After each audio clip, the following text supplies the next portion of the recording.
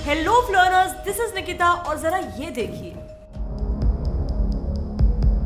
ये मंजर है अफगानिस्तान का, जहां आतंकवादी संगठन तालिबान ने 200 से भी ज्यादा डिस्ट्रिक्ट्स पर अपना कब्जा जमा लिया है। उनका मकसद फिर एक बार अफगानिस्तान पर अपनी हुकूमत जताना। साथ ही उन्होंने बॉर्डर से आने वाले एरियाज और रास्तों पर भी कब्जा कर लिया है और अब तो पड़ोसी देश जैसे कि ईरान, पाकिस्तान, ताजिकिस्तान और यहाँ तक कि चाइना के मन में भी तालिबान का खौफ पैदा हो रहा है। लेकिन अब सवाल यहाँ पे ये आता है कि क्या वाकई में तालिबान उतना ताकतवर है कि पूरी दुनिया उससे इतना डर रही है, और क्या इसी डर की वजह से इंडिया के फॉरेन मिनिस्टर एस जयशंकर छुप छुप के तालिबान से मिल रहे हैं। लेकिन इंडिया को तालिबान से क्या खतरा है? अब शायद ये खौफ जायज है, क्योंकि ये वही तालिबान है जिनका ISIS, अल-कायदा जैसे बड़े बड़े आतंकवादी संगठनों के साथ उठना बैठना है, जो आज भी सरेआम अफगानी सैनिकों की लाशें बिछा रहे हैं, जिस वजह से बस 15 दिन में ही 5600 अफगानी परिवार अपना घर छोड़ के भाग चुके हैं। तो अब सवाल ये आता है कि अगर तालिबान ने अफगानिस्तान पर कब्जा जमा लिया तो क्या अफगानिस्तान और वहाँ के लोगों का हाल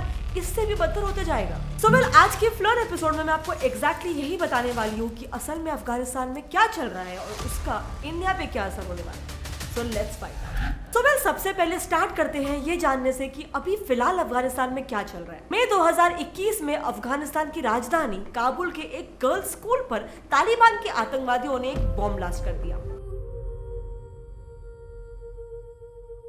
जिसमें 11 से लेकर 18 साल की कई लड़कियों की जानें चली गई। अब उनकी गलती क्या थी? यही कि वो पढ़ना चाहती थी। अब एग्जैक्टली ऐसा ही एक दिल दहला देने वाला किस्सा फिर से जुलाई 2021 में इंटरनेट पर वायरल हुआ, जब कुछ सरेंडर करते हुए अफगानी सैनिकों को तालिबान ने बिना कुछ सुने गोलियों से छलनी कर दिया।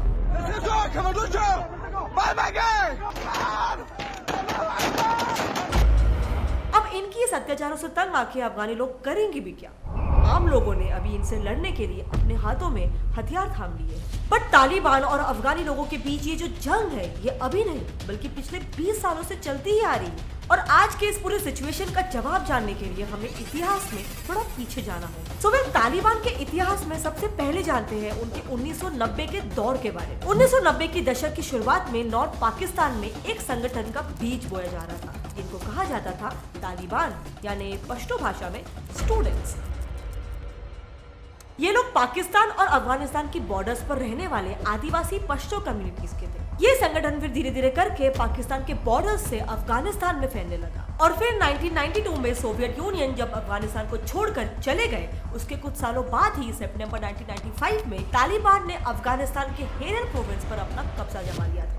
फिर उसके एग्जैक्टली एक साल बाद उन्होंने अफगानिस्तान की राजधानी काबुल पर भी अपना कब्जा जमा लिया, और देखते ही देखते 1998 तक 90% अफगानिस्तान तालिबान के कंट्रोल में आ गया था। अब फ्रेंड्स, आगे बढ़ने से पहले बायनामो एक ऑनेस्ट ट्रेडिंग प्लेटफॉर्म है, जिसकी खास बात यह है कि ये iOS और एंड्रॉइड दोनों प्लेटफॉर्म्स में अवेलेबल है। इसमें आप बड़ी बड़ी कंपनियों के स्टॉक में इन्वेस्ट कर सकते हो, जैसे कि Amazon और Google, और इसमें आपको ग्राफ की फोरकास्टिंग करनी होती है। मैं दिखाता हूं कैसे। जैसे कि मुझे लग रहा है स्टॉक की वैल्यू बढ़ेगी, तो मैंने इसमें 700 रुपए लगाकर अप पर ट्रेड किया है, और ये देखो मेरा फोरकास्ट सही हो गया। पर अगर फोरकास्ट गलत हुआ तो आपको लॉस भी हो सकता है। और अभी आप ये सोच रहे होंगे कि आपको ये पैसे कैसे मिलेंगे। वेल, आप अपने पेटीएम या बैंक अकाउंट में विड्रॉ कर सकते हो। मिनिमम डिपॉजिट 350 रुपीज है, और अगर आप मेरा प्रोमो कोड लगाकर जाओगे तो आपके पैसे डबल हो जाएंगे, यानी 350 के 700 रुपए हो जाएंगे। अगर आप मेरे डिस्क्रिप्शन के लिंक से जाओगे तो आपको ट्रेड प्रैक्टिस के लिए 65,000 रुपीज डेमो अकाउंट में भी मिलेगा। Link is in the description, जाकर डाउनलोड कर लो अभी। लेकिन फिर होता है अमेरिका में 9/11, जिसके बाद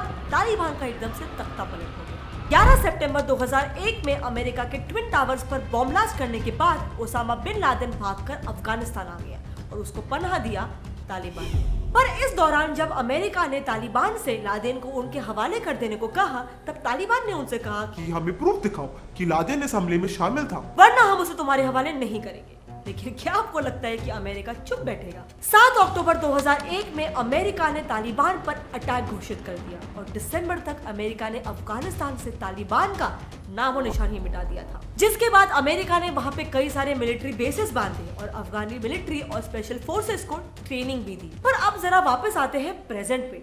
आज से तकरीबन कुछ 3 से 4 हफ्ते पहले बगरम के ऐसे ही एक मिलिट्री बेस से वहां के सारे अमेरिकी सैनिक बिना किसी से कुछ कहे रातों रात वहां से निकल गए। जिसके बाद जो बिडेन की अनाउंसमेंट आती है कि 20 साल बाद यूएस अपने सारे अमेरिकी सैनिक को अफगानिस्तान से वापस बुला रहा है। लेकिन अब यहाँ से शुरू होती है मेन कहानी। क्योंकि अमेरिकी सैनिकों के जाने के बाद अफगानी मिलिट्री अब उतनी ताकतवर नहीं रही और एग्जैक्टली इसी बात का फायदा उठाया तालिबान ने। आज वहाँ पे अफगानी मिलिट्री की कई सारी नाकाम कोशिशों और सैनिकों की कुर्बानियों के बावजूद तालिबान ने आज 200 से भी ज्यादा डिस्ट्रिक्ट्स पर अपना कब्जा जमा लिया। इसके अलावा ये सारे ऐसे एरियाज है जो पड़ोसी देशों के बॉर्डर्स को लगते हैं और इसीलिए उन्होंने वहाँ पे ट्रेड रूट्स और बॉर्डर क्रॉसिंग और सारे बड़े से बड़े रास्तों पर भी अपना कब्जा जमा लिया। तो अब यहाँ पे सवाल वापस से ये आता है कि अगर तालिबान ने फिर एक बार अपनी हुकूमत जमा ली तो अफगानिस्तान और वहाँ के लोगों का क्या हाल होगा? वेल, सबसे पहले तो उन पर इस्लामिक लॉज थोपे जाएंगे। बेसिकली तालिबान अफगानिस्तान को एक प्योरली इस्लामिक देश बनाना चाहता है, एक ऐसा देश जो उनके वर्जन का शरिया लॉ यानी इस्लामिक लॉज को फॉलो करे। 90s के दौरान जब पूरे अफगानिस्तान पर उनकी हुकूमत थी तब आदमियों को कंपल्सरीली बियर्ड उगानी पड़ती थी और औरतों को पूरे वक्त टॉप टू बॉटम बुर्के से ढका होना पड़ता था एंड ऑब्वियसली जो भी ऐसा नहीं करते थे उन्हें सजा दी जाती थी। उन्होंने वहाँ के musicians, makeup artist, barber, kite makers और डांसर्स को भी बैन कर दिया था क्योंकि तालिबान के हिसाब से टीवी देखना, नाचना गाना, बाल काटना या फिर इवन पतंग उड़ाना ये सब कुछ हराम है। उन्होंने लड़कियों को स्कूल जाने से भी मना कर दिया था और यहाँ तक कि पाकिस्तान में एक स्कूल से वापस आ रही मलाला यूसुफजाई पर भी तालिबान के कुछ आदमियों ने सीधा सर पर गोली चला दी थी। बट फॉर्चुनेटली मलाला बच गई और वो दुनिया की यंगेस्ट नोबेल प्राइज विनर भी बन गई। लेकिन हर लड़की मलाला जितनी खुशनसीब नहीं होती है, जैसे कि हाल ही में हुए बॉम्ब ब्लास्ट में कई सारी स्कूल जाने वाली लड़कियों की मौत हो गई। इसीलिए अब लोगों के मन में ये डर है कि अगर तालिबान की हुकूमत फिर से आई तो फिर एक बार उनके बेसिक ह्यूमन राइट्स उनसे छीन लिए जाएंगे और इसी डर की वजह से इस पूरे साल में अब तक 270,000 अफगानी लोगों को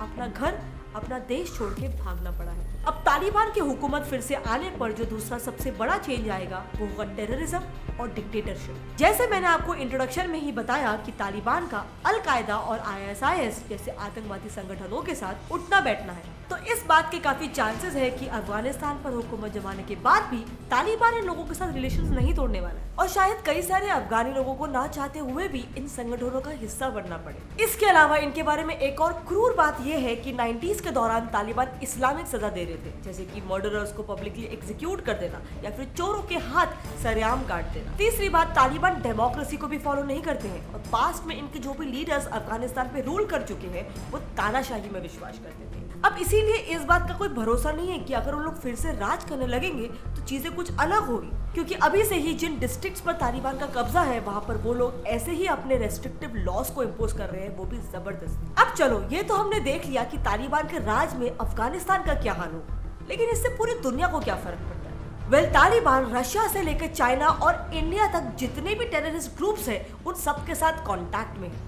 तो उनके पास और ज्यादा पावर आने के बाद अफगानिस्तान आतंकवाद का मैदान बन जाएगा, जहां अफगानी गवर्नमेंट या दूसरे कोई भी देश की गवर्नमेंट इस केस में इंटरफेयर नहीं कर पाएंगे। दूसरी बात, इंडिया के और दूसरे काफी सारे देशों के अफगानिस्तान में डेवलपमेंट प्रोजेक्ट शुरू है जिसको तालिबान इजीली बर्बाद कर सकता है, क्योंकि इन प्रोजेक्ट्स को बर्बाद करके वो अपनी ताकत और वैधता सिद्ध करना चाहते हैं। सो बाकी सारे कंट्रीज में सबसे पहले ये देखते हैं कि ईरान को इससे क्या फर्क पड़ता है। अब ईरान भी एक मुस्लिम देश है, पर वो लोग शिया मुस्लिम्स हैं और ये तालिबान वाले सुन्नी मुस्लिम्स हैं। ये इस्लाम के ही दो अलग अलग ब्रांचेस हैं जो वैसे तो फॉलो इस्लाम को ही करते हैं, लेकिन इन दोनों की आइडियोलॉजीज और रिलीजियस प्रैक्टिसेस एक दूसरे से काफी अलग होती है। अब ईरान को इस बात का डर है कि सुन्नी तालिबान अफगानिस्तान में रहने वाले शिया माइनॉरिटी के लोगों पर अत्याचार करेगा। साथ ही ईरान की बॉर्डर अफगानिस्तान से काफी लग है, तो अगर कभी इनके आइडियोलॉजीज में क्लैश होता है तो तालिबान वाले आसानी से ईरान की बॉर्डर्स पर हमला बोल सकते हैं। अब रशिया को भी तालिबान वालों से खतरा है, क्योंकि अफगानिस्तान से लग के जो 3 देश है,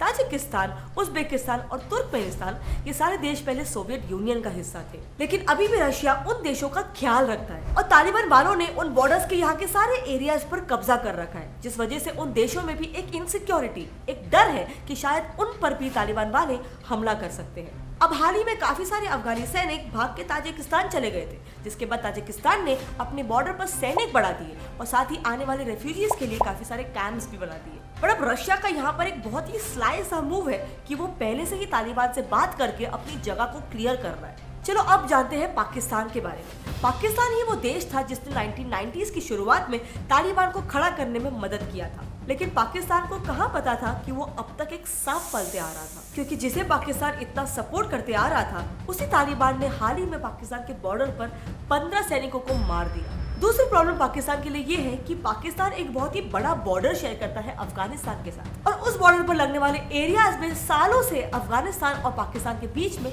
मसले चलते आ रहे हैं। क्योंकि वैसे तो वो एरिया पाकिस्तान का है, लेकिन वहाँ पर रहते हैं पश्तून लोग, जो अफगानिस्तान में एक मेजोरिटी ग्रुप है, जिस वजह से आज तक अफगानिस्तान उस एरिया को अपना मानते आ रहा था। और अब तालिबान के कारण पाकिस्तान के बॉर्डर एरियाज में काफी ज्यादा टेंशन है, क्योंकि उनको ये डर है कि तालिबान हमला करके उस एरिया पश्तूनिस्तान को पूरी तरह से छीन लेगा। लेकिन अब इन सारी चीजों से इंडिया को क्या फर्क पड़ता है? इंडिया के अफगानिस्तान और उनकी गवर्नमेंट के साथ बहुत ही अच्छे रिलेशंस हैं, क्योंकि इंडिया ने अभी तक वहां पर 400 डेवलपमेंट प्रोजेक्ट्स किए हैं, और इनफैक्ट गए साल ही इंडिया ने वहां पर और ज्यादा 100 डेवलपमेंट प्रोजेक्ट शुरू करने की अनाउंसमेंट की थी। अब इसीलिए क्योंकि इंडिया का अफगानी गवर्नमेंट के साथ पास्ट में भी अच्छे रिलेशन रह चुके हैं, तो फ्यूचर में भी अच्छे रिलेशन बनाए रखना जरूरी है, राइट? तो फिर क्यों अफगानी गवर्नमेंट के पीठ पीछे जाके इंडिया के foreign minister S Jaishankar Taliban से छुप छुप कर मिल रहे हैं? वो हाल ही में 2 बार दोहा जाके आए।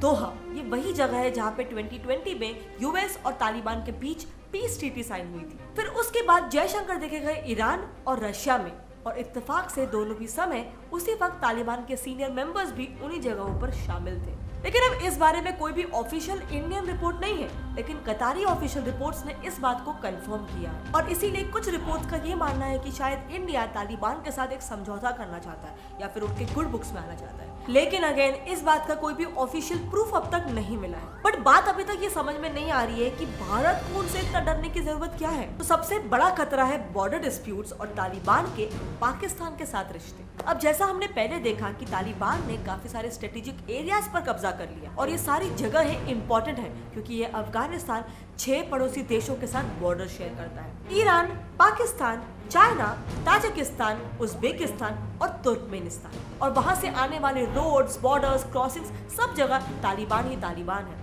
अब इससे इंडिया को प्रॉब्लम ये है कि इंडिया भी अफगानिस्तान के एक बॉर्डर से काफी ज्यादा करीब है, और जरा सोचिए वो बॉर्डर कहाँ पर है? कश्मीर। अब वो जगह दरअसल है पाकिस्तान ऑक्यूपाइड कश्मीर, यानी पीओके, लेकिन उससे लगकर ही तो हमारे हिस्से का कश्मीर है। इसीलिए एक डर बना हुआ है कि अगर तालिबान पावर में आ गया तो शायद हम कश्मीर को पूरी तरह से खो बैठे, क्योंकि भले ही पाकिस्तान ये बोल रहा है कि तालिबान उन पर भी हमला कर रहा है, लेकिन ये वही पाकिस्तान है जिसकी इंटर सर्विस इंटेलिजेंस ने तालिबान की अफगानिस्तान पर कब्जा करने के लिए काफी ज्यादा मदद की थी। और आज भी पाकिस्तानी टेररिस्ट ग्रुप जैसे कि लश्कर-ए-तैयबा और जैश-ए-मोहम्मद से हजारों टेररिस्ट तालिबान की मदद के लिए अफगानिस्तान जा रहे हैं। तो अब ये पॉसिबिलिटी बहुत ज्यादा है कि तालिबान की मदद से पाकिस्तान कश्मीर के बॉर्डर से अंदर घुसने लगे और पूरी तरह से ही उस पर कब्जा जमाने की कोशिश करे। अब आपको क्या लगता है, क्या भारत का तालिबान से डरना जायज है? और अब ऐसे में इंडिया को क्या करना चाहिए? अगर वो तालिबान के गुड बुक्स में आने की कोशिश कर रहे हैं तो उसे स्टॉप करके अफगानिस्तान को सपोर्ट करना चाहिए, या फिर इन कठिन परिस्थितियों में हमें अपने आप के बारे में पहले सोचना चाहिए? वेल, आपका जो भी ओपिनियन है मेरे साथ नीचे कमेंट सेक्शन में शेयर करना, I would love to know. और अगर आपको ये वीडियो पसंद आया और इससे कुछ भी नया सीखने मिला तो इसे एक लाइक कर दो और अपने फ्रेंड्स में जितना हो सके इसे शेयर करो। आगे भी ऐसे ही फ्लर्न यानी फन लर्निंग करते रहने के लिए मेरे चैनल गेट सेट प्लेटफॉर्म को सब्सक्राइब कर दो, और वो नीचे दिया गया बेल आइकन भी दबाओ विद ऑलवेज का ऑप्शन ऑन, वरना आप फ्लर्न की नेक्स्ट वीडियो की नोटिफिकेशन को मिस कर दोगे। मिलते हैं अगली वीडियो में, तब तक के लिए कीप लर्निंग, कीप ग्रोइंग। जय हिंद।